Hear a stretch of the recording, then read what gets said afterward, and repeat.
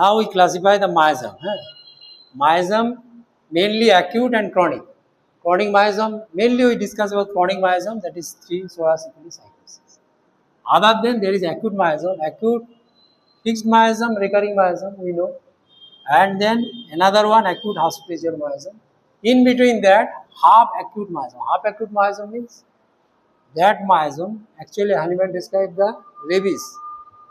Rabies is a, after bite of mad dog, the rabies may be when a prodromal period of manifestation of symptoms, maybe 7 days, maybe 7 years, 17 years. So it is a very prolonged. But when manifestation start, it's acute symptoms like acute. It is neither acute nor chronic. It is a half acute miasm. What Hahnemann said in half acute miasm, page number 34.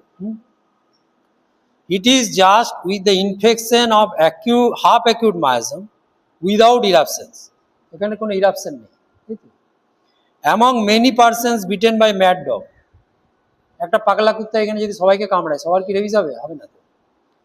Mad dog, thanks to the benign ruler of the world, only few are infected. খুব কম লোকই infected হবে। Few are infected. Rarely the 12th. কিন্তু এখন কুকুরে কামড়ালে আগেই দৌড়াবি vaccine নিতে, তাই তো? Because mortality rate 100%। মানে একবার যদি ইনফেকশন সিমটমস তৈরি করে দেয়, তাহলে ওখানে মৃত্যু অবধারিত, কিচ্ছু করার নেই। আইডি হসপিটালে গেলে দেখতে পাবে কি ভয়ঙ্কর ব্যাপার। So benign ruler of only few infected, really 12, মানে 12 জনের মধ্যে একজন ইনফেক্টেড হচ্ছে, according to Hahnemann. Often, as I myself have observed, only 1 out of 20 or 30 persons bitten. The others, even if ever so badly mangled by the mad dog, usually all recover, even if they are not treated by physicians or surgeons. Without treatment, recover করে যেতে পারে, ঠিক আছে? But with whomsoever the poisons acts, it has taken effects in the moment when the person was bitten. সেই সময় তো microbiology এত development হয়নি, তো রেবিস ভাইরাস বা তার ভ্যাকসিনও তৈরি হয়নি বা কিছু, ঠিক আছে? তো movement when the person is bitten and the poison has taken communicated itself to the nearest nerve, বলছে যেই কুকুরটা কামড়ালো আর কি, পায়ে যেখানে কামড়ালো, নিয়ারেস্ট নার্ভ ফার্স্ট ইনফেক্টেড হচ্ছে, and therefore without contradictions to the whole system of the nerves, and as soon as malady has been developed in the whole organism, বলছে whole organism, whole body affected হচ্ছে, ঠিক আছে? For this development and completions, the disease nature requires at least several days. কয়েকদিন লাগবে এই পুরো জিনিসটা ঘটনা ঘটতে, often many weeks, অনেক সপ্তাহ লাগতে পারে। The madness breaks out as an acute quickly fatal disease. যখন ব্রেকস হবে একদম অ্যাকিউট ফর্মে, ম্যাডনেস, হাইড্রোফোবিয়া, অ্যারোফোবিয়া, পেশেন্টকে ফু দিলে পেশেন্টের সিভিয়ারিং হবে, জল খেতে দিলে জল খেতে পারবে না, এই জন্য নাম জলাতঙ্ক, তাই তো? জলে আতঙ্ক।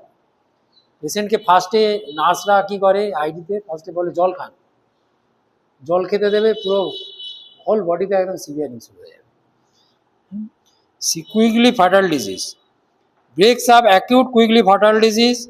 Now if the venomous spittle of mad dog has really taken effect, the infection usually has taken place irrevocably in the moment of contagion, or experience shows that even the immediate excision, কখনো যদি কুকুরে কামড়ার পর immediate যদি ওই জায়গাটা কেটে দেওয়া হয়, তাতেও কিন্তু যাবে না, ভাইরাস যদি ঢুকে থাকে তাহলে আর ওটা কিছু করার নেই। And amputation of the infected part, যদি অ্যাম্পুটেশনও করে দিই, does not protect from the progression of the disease within, nor from the breaking out of the hydrophobia. হাইড্রোফোবিয়ার ব্রেকিং আউট থেকে কেউ বাঁচাতে পারবে না। Therefore also the many hundred of others much lauded external means for cleansing, cauterizing, suppurating the wound of the bite can protect just as little from the breaking out of the hydrophobia.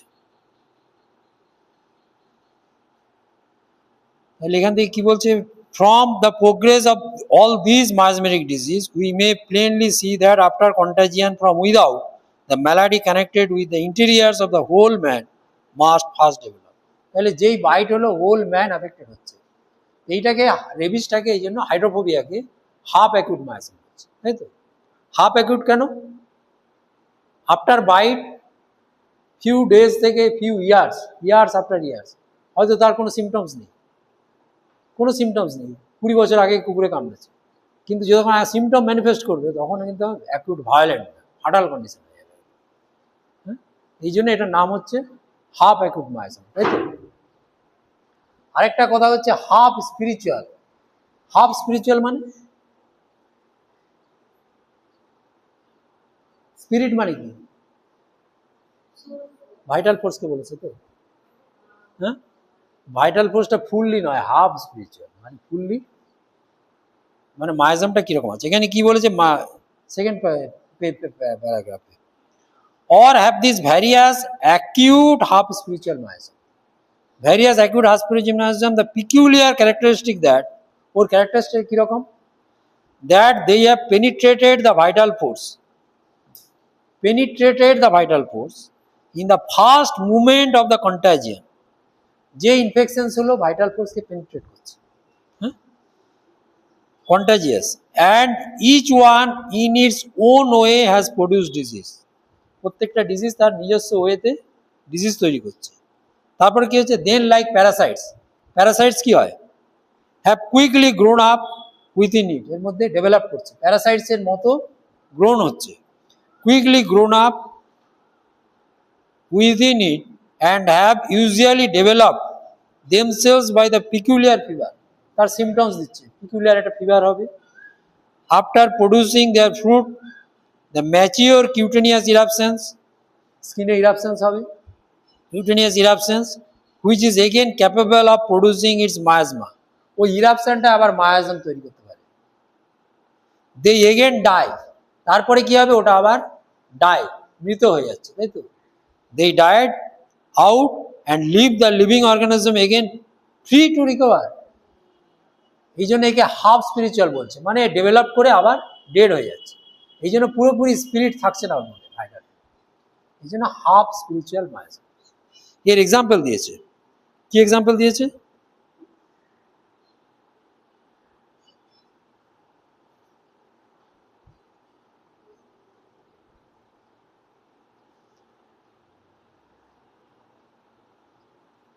এখানে example গুলো দেয়নি, তাই তো? তাহলে half spiritual miasm বোঝা গেল। হ্যাঁ, আর acute মায়াজমের মধ্যে যেটা আমরা ইয়েতে পড়েছি, ফিক্সড মায়াজম এন্ড